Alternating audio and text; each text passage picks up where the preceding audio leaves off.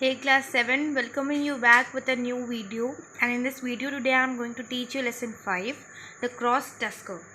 It is the story of an elephant and a wildlife warden who helps the elephant unknowingly. इस story में क्या है, एक wild life warden है जिसका नाम चंद्रान है और वो अननोइंगली एक एलिफेंट की हेल्प करता है. In the first half of the story you will see that the elephant will chase the warden whose name is Chandran to kill him, but after the elephant gained conscious, he did not kill the warden after seeing him again. First half में आप लोग क्या देखोगे story में कि एक warden है जिसका नाम चंद्रान है, जैसे मैंने आपको बता दिया है पहले ही. वो उसको एक एलिफेंट चेस करता है उसको मारने के लिए, लेकिन वो फिर एलिफेंट गिर जाता है जाकर के एक जगह, और फिर जब उसे कॉन्शियसनेस वापस मिलती है, मतलब जब वो होश में आता है, तब वो चंद्रान को देखने के बावजूद भी उसे नहीं मारता है. To know what is written more in the story we will go through the story. First of all, about the lesson. We want to protect our wild animal at all costs, don't we?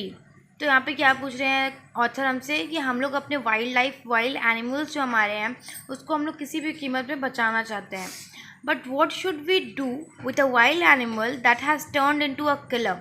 लेकिन हम लोग को एक wild animal के साथ क्या करना चाहिए अगर वो एक किलर में बदल जाए. Should we kill the killer, तो क्या हमें उसे मार देना चाहिए. Let's go through the story. The following morning, the last day of the hunters set out as soon as there was enough light to see clearly.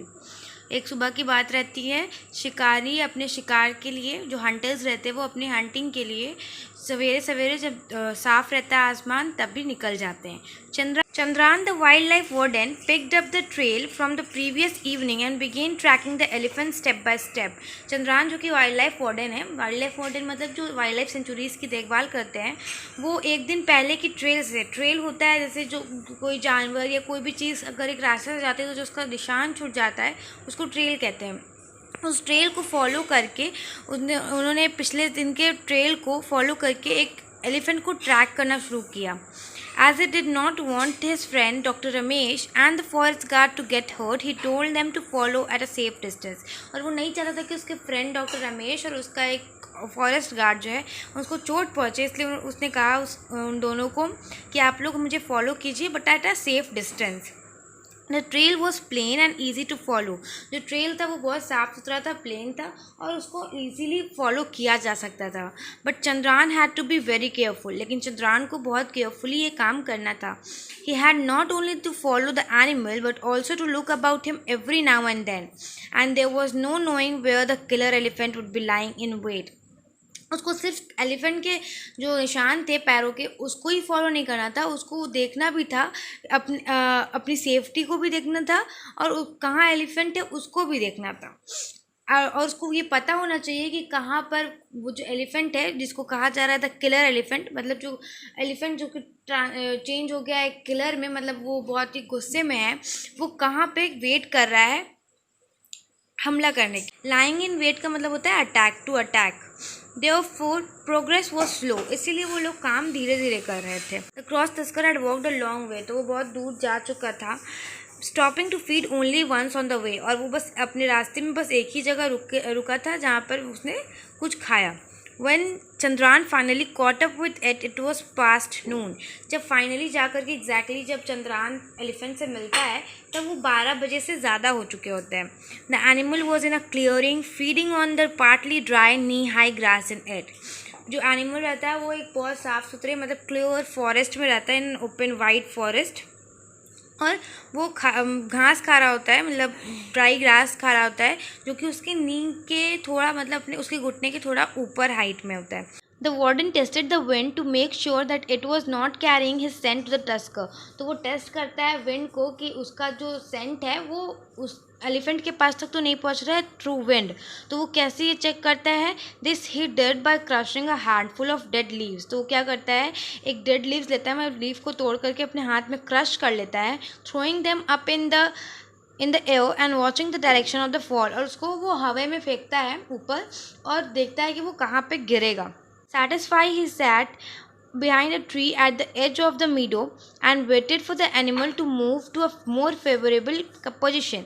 और वो ये करने के बाद satisfy हो जाता है और वहाँ पे ट्री के एज के पास, जो कि मीडो के पास मीन्स जो मीडो बुशेस जो हैं उसके पास एक एज पे बैठ जाता है और एनिमल का मतलब एलिफेंट को वेट करता है वहाँ पे बैठ करके कि एलिफेंट एक मोर फेवरेबल पोजीशन पे जा कर के रुके.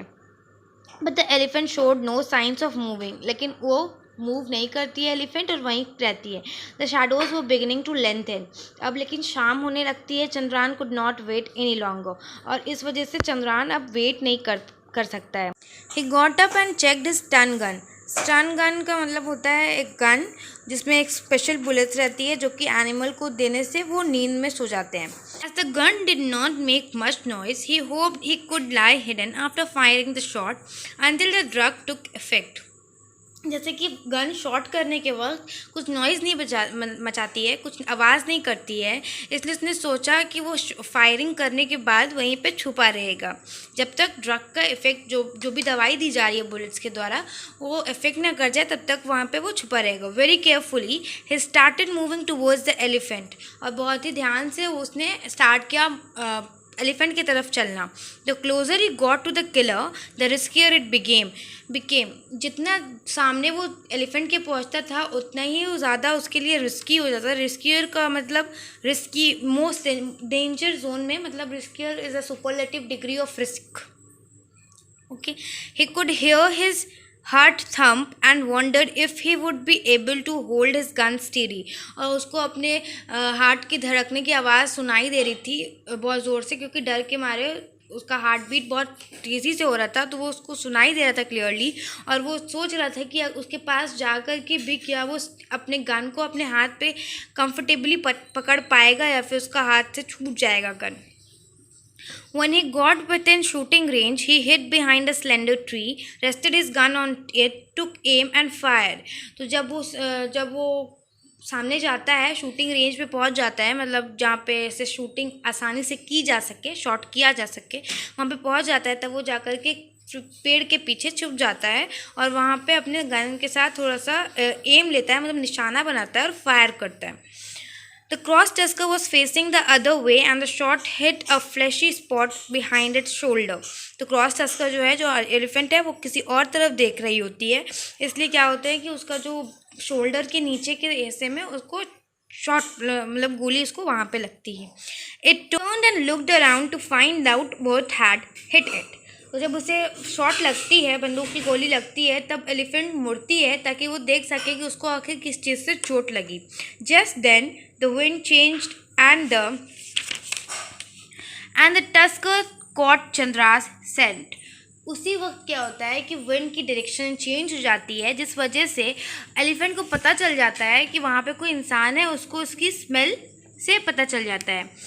It's killer instinct was aroused at once. और उसका जो किलर इंस्टिंक्ट है, मतलब किलर इंस्टिंक्ट मतलब ऐसी फीलिंग जो कि एनिमल्स में होती है, to kill someone, to attack someone, मतलब किसी को मारने के लिए जो फीलिंग्स होती है ना, वो उसका एकदम से उसको ऐसा होता है कि वो किलर बन जाती है. Chandran saw that his only chance now ले इन रनिंग अवे. और वो बोलता है, चंद्रान सोचता है कि अब वो एक ही तरीके से बच सकता है अगर वो वहाँ से भागे तो. He sprang up and started to run. तो वो जल्दी से वहाँ से दौड़ना स्टार्ट करता है. The killer elephant saw him and gave chase. तो किलर एलिफेंट, जो एलिफेंट रहती है, वो उसको चंद्रान को देख लेती है और उसको दौड़ाने लगती है. It was a deadly silent and determined chase. और ऐसा चंद्रान कहता है कि ऐसा लग रहा था कि वो मेरा डेथ मेरा पीछा कर रहा हो और बहुत ही शांति से वो मुझे दौड़ा रही थी. Even in a clearing in the jungle, there are many obstacles for a man. और वहाँ पे एकदम साफ सुथरे ओपन एरिया, जो जंगल का जो ओपन एरिया था, वहाँ पे भी बहुत सारे ऑब्स्टिकल एक इंसान के लिए आ रहे थे.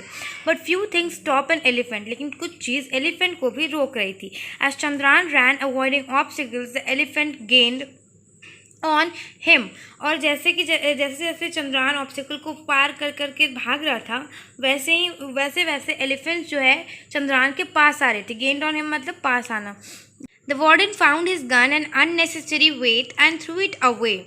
And this helped him to gain some speed. तो जो वार्डन है उसको ऐसा लगता है कि जो उसकी गन है वो बहुत ज़्यादा उसको डिस्टर्ब कर रही है दौड़ने में, तो वो उसको थोड़ी दूर पे फेंकता है और जिसकी वजह से उसको थोड़ी स्पीड आती है उसको दौड़ने के लिए. But he had to be careful all the same. लेकिन अभी भी उसको बहुत केयरफुली दौड़ना होता है. One wrong step, one stumble could cost him his life. कोई भी एक गलत कदम, चाहे अगर उसको ठोकर लगती है तो उसकी वजह से उसकी जान पर आ सकती है और वो अपने जान खो सकता है. It was a close race. The elephant turned after him. और ऐसा लग रहा था कि वो बहुत नज़दीक का एक रेस चल रहा हो और बार बार जो एलिफेंट है वो उसके बहुत फास्ट दौड़ने लगती है, उसके सामने आने लगती है और कुछ आवाज़ भी करती है. Fortunately for Chandran, they came to a forest track and he was able to keep ahead of the elephant. और ऐसा होता है कि चंद्रान जो है कि फॉरेस्ट की ट्रैक के अंदर आ जाता है, जिसकी वजह से वो एलिफेंट के हमेशा आगे. But for how long he wonder. लेकिन वो सोच रहा होता है कि कितने देर तक कैसे हम दौड़ते रहेंगे और कितनी देर तक हम उससे आगे भागते रहेंगे. The killer kept up it pace but the hunter was fast tiring. तो किलर जो रहता है, जो एलिफेंट है वो बहुत अच्छे से दौड़ रही होती है, वो अभी तक थकी नहीं होती है. लेकिन जो हंटर है, मतलब जो वार्डन है, वो बहुत ज़्यादा थक चुका होता है. चंद्रान दौड़ते. The tusker moved closer and raised its trunk to strike the warden down. और जैसे ही वो थक जाता है वार्डन, वैसे ही एलिफेंट अपने ट्रंक उठाती है उसको मारने के लिए. और जैसे ही वो उसको हिट करने जाती है वार्डन को, but all of a sudden the drug took effect. उसी वक्त जो ड्रग उसने शॉट की होती है, मतलब जो गन से उसने निशाना लगाया होता है वार्डन ने एलिफेंट को, जो नशा दिया होता है, वो उस समय काम कर जाता है. Trunk came down gently. It became unsteady and stumbled and fail. तो क्या होता है कि उसका जो ट्रंक जो सूंड उसने ऊपर उठाई होती है वो धीरे से नीचे चली जाती है और वहाँ पे वो थोड़ा अपना होश खो देती है एलिफेंट और वहाँ पे ही गिर जाती है.